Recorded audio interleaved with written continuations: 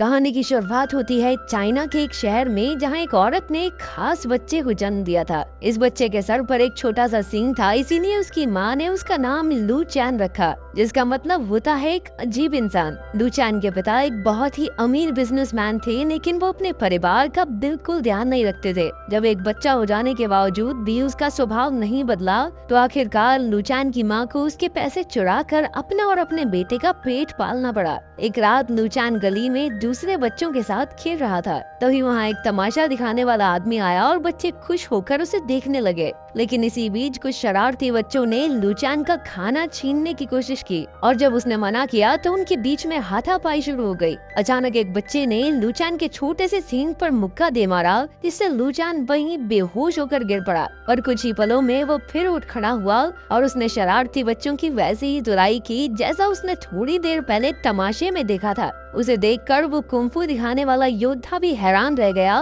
क्योंकि लू चैन ने सिर्फ देखकर ही ये तकनीक सीख ली थी। खैर जल्द ही लू चैन की नाक से खून निकलने लगा और वो फिर से बेहोश हो गया। उस कुंफू योद्धा का नाम मास्टर जाओ था, और उसने लू चैन की कला से प्रभावित होकर उसका पीछा करने का फैसला किया। जब लू चैन घर लौटा तो उसने देखा कि उसके पिता ने उसकी माँ को पैसे चुराने के जुर्म में घर से बाहर फेंक दिया था। साथ ही उसकी माँ को एक खतरनाक बीमारी भी थी। इधर मास्टर जाओ ने पीछे से आकर उसकी माँ का हाल पूछा। फिर उसने कहा कि वो लू चैन को अपने साथ ले जाकर उसे कुंफू योद्धा बनाना चाहता है। लू चैन की माँ इस समय बिल्कुल बेबस थी, और उसने अपने बेटे के भविष्य के लिए आखिरकार लू चैन को जाने की इजाजत दे दी। इसके कुछ ही समय बाद वो बीमारी से चल बसी। इस घटना के 18 साल बाद लू चैन अब एक बड़ा योद्धा बन गया था, और अब वो मास्टर जाओ के साथ एक राज्य के खिलाफ युद्ध लड़ने पहुंचा। लू चैन मास्टर जाओ का सबसे खास योद्धा था। जल्द ही मास्टर जाओ समझ गया कि दुश्मन फौज बहुत ज्यादा बड़ी है, और तब उसने अपने आदमियों को लू चैन के सींग पर मुक्के मारने को कहा।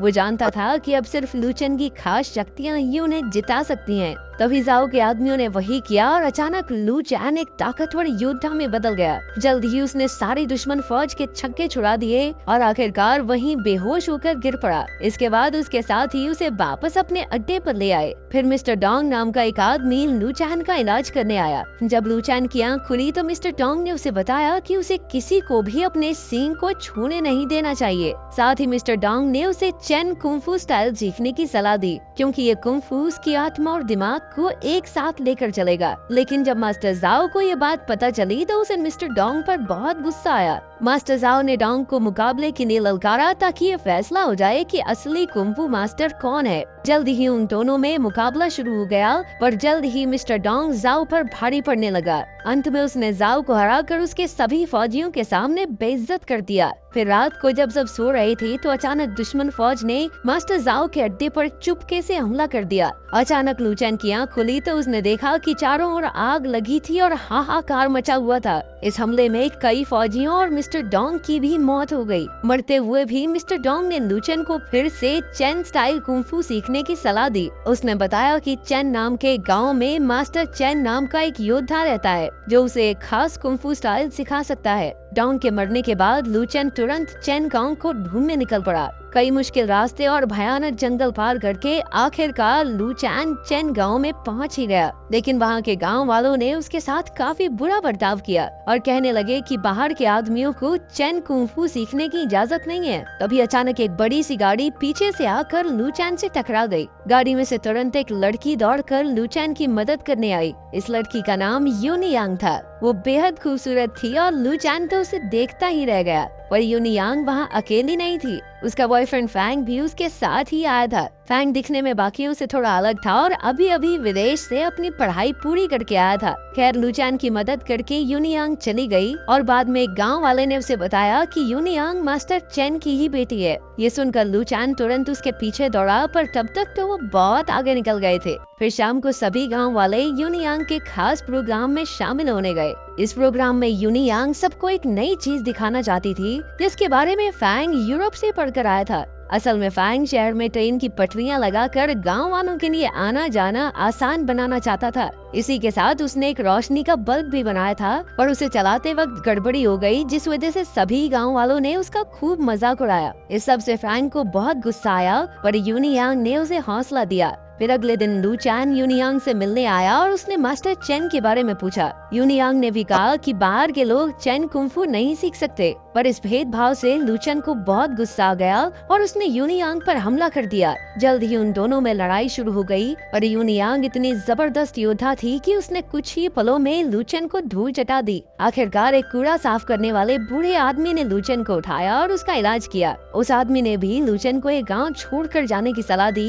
क्योंकि आज तक कभी भी उन्होंने किसी दूसरे गांव के इंसान को ये विद्या नहीं सिखाई। उधर फैंग अब भी काफी दुखी था, क्योंकि लोगों को उसका काम बेकार लगता था। इसके बाद फैंग एक गवर्नर से मिलने गया और बताया कि गांव वाले ट्रेन की पटरियां बनवाने के लिए राजी नहीं हुए। तभी वहां यूरोप से क्लेयर नाम की एक औरत आई जो बड़े बड़े प्रोजेक्ट्स में पैसा लगाती थी। उसने गवर्नर को ट्रेन की पटरियां लगाने की सलाह दी और फिर एक बड़ी सी मशीन भी दिखाई जो इस काम को बड़ी आसानी से कर सकती थी। खैर अगले दिन लू चैन फिर से यूनियांग से बात करने पहुंचा, मगर आज भी यूनियांग ने चेन कुंफू की मदद से उसकी हड्डी पसली एक कर दी। लू चैन को हराने के बाद उसने गाँव वालों को भी कह दिया कि अगर ये दोबारा इस गाँव में नजर आया ना तो इसे दौड़ा दौड़ा कर पीटना। मगर लू चैन ने हार नहीं मानी और वो चेन गाँव में घुसने की कोशिश में जुट गया। हर बार वो गांव वालों से बुरी तरह पिटता था। खैर जल्द ही लूचन ने खुद इन सारी तकनीकों का अभ्यास करने का फैसला किया, क्योंकि अब तो उसने सब कुछ अपनी आंखों से देख ही लिया था। एक दिन जब उसी बूढ़े आदमी ने लूचन को कुंफू का अभ्यास करते हुए देखा,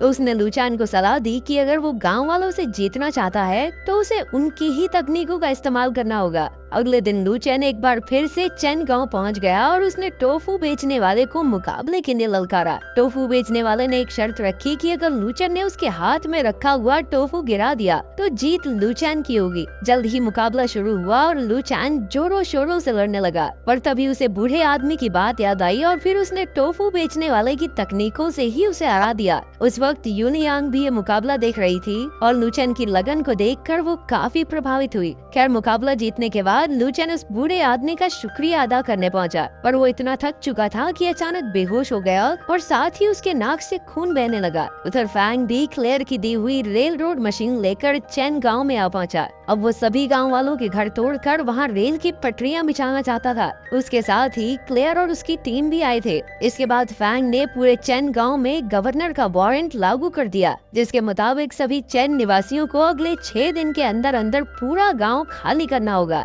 जब यूनियांग को इसकी खबर मिली तो वो गांव के सरपंच से बात करने पहुंची, पर किसी के पास भी इस मुसीबत का कोई हल नहीं था। फिर सरपंच ने कहा कि सिर्फ एक आदमी हमें इस मुसीबत से निकाल सकता है और वो है खुद मास्टर चेन। पर मास्टर चेन तो कई साल पहले ही गांव से गायब हो गया था। फिर शाम को यूनियांग ने अपने पिता के बारे में जानकारी ढूंढने की कोशिश की, पर तभी उसने फैंग को क्लेयर से अपने प्यार का इजहार करते हुए देख लिया। इस धोखे से यूनियांग के पैरों तले जमीन खिसक गई, पर उसने बड़ी चालाकी से काम लिया और वहां रखी रेल रोड मशीन वाली किताब चुरा ली। इसके बाद हम लूचान को देखते हैं, जिसकी आंख खुली तो उसने देखा कि वो बूढ़े आदमी के घर में था। उसने लूचान को बताया कि चेन गांव पर एक बहुत बड़ी मुसीबत आन पड़ी है, इसीलिए वो चाहता था कि लूचान रेल की पटरियां बनाने वाली मशीन तोड़ डाले। उसका मानना था कि अगर लूचान इस मिशन में कामयाब रहा तो हो सकता है कि गांव वाले उसे मसीहा समझकर चेन गांव में शामिल कर लें। ये सुनकर लूचन की उम्मीद एक बार फिर से जाग उठी और वो बिना देर किए अपने रास्ते पर निकल गया।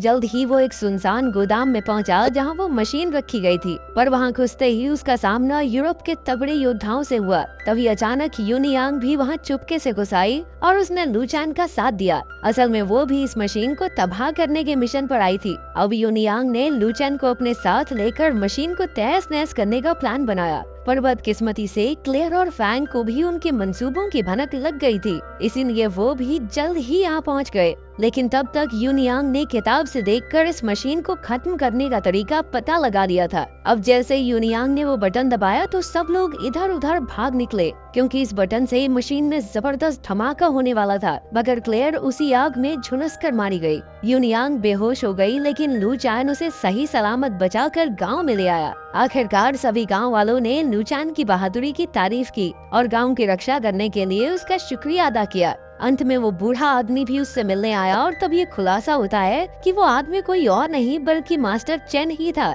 उसे देखकर लूचान का मुंह खुला का खुला रह गया, क्योंकि यही तो वो आदमी था जिसे वो शुरुआत से ढूंढ रहा था। इसके बाद मास्टर चेन ने सबको बताया कि फैंग क्लेयर की मौत का बदला लेने के लिए अपनी फौज के साथ गांव पर हमला करने वाला है, जिससे यहाँ पर बहुत तबाही होगी। इसीलिए मास्टर चेन ने सभी गांव वालों को समझाया कि उन्हें एक साथ होकर लड़ना होगा। जल्द ही गांव वाले युद्ध की तैयारी में लग गए। आखिरकार मास्टर चेन ने टावर से देखा कि फैंग अपनी फौज के साथ यहाँ आ पहुँचा था, मगर चेन और उसके लोग भी फैंग और उसकी फौज का सामना करने को तैयार थे। जल्द ही लड़ाई शुरू हो गई और उधर यूनियांग ने फैंग को अपनी बातों में फंसाने की कोशिश की, लेकिन फैंग ने उसकी एक ना सुनी। इधर लूचान भी गांव वालों के साथ फैंग की फौज का खात्मा करने में जुट गया और अचानक जब उसने यूनियांग को बचाने की कोशिश की तो गोली सीधा लूचान के सीने में जा लगी। जब मास्टर चेन ने ये देखा तो वो गुस्से से आग बबूला हो उठा और उसने फैंग और उसकी फौज को बुरी तरह हराकर गांव से भगा दिया। आखिरकार वो जीत गए और बेहोश लूचान को सरपंच के पास लाया गया।